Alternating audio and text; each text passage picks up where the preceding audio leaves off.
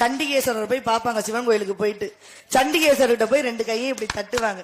கேட்டா அவர் செவிட்டு சாமியா. சாமி வந்து சொல்லுச்சு, எனக்கு காது கேட்கல, என்கிட்ட வந்து கையை தட்டுங்க அப்படின்னு. கிடையாது, கையை தட்டினோம்னா பாவம் தான் வரும். ஏன் அப்படின்னா அவர் தவக்கோலத்தில் இருக்கக்கூடியவர். யாரு? தட்சிணாமூர்த்தி தவக்கோலத்தில் இருக்கக்கூடியவர். என்ன சொல்லி வச்சாங்க அப்படின்னா கணக்கு வழக்குகளை ஒப்படைக்கக்கூடியது யாரு?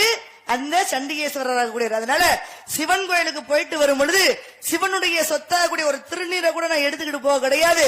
அதனால என் கையில எதுவும் இல்லைன்னு சொல்லி 2 கரத்தையும் தேய்க்கத்தான் சொன்னாங்களே தவிர 2 கையையும் தட்ட சொல்ல கிடையாது. இதுல இன்னொரு விஷயம், அறிவியல் சார்ந்த விஷயம் அப்படின்னா, கோயிலுக்குள்ள போனோம்னால என்னாகும்? ஒரு குளிர்ச்சிகரமான ஒரு தன்மை இருக்கும்.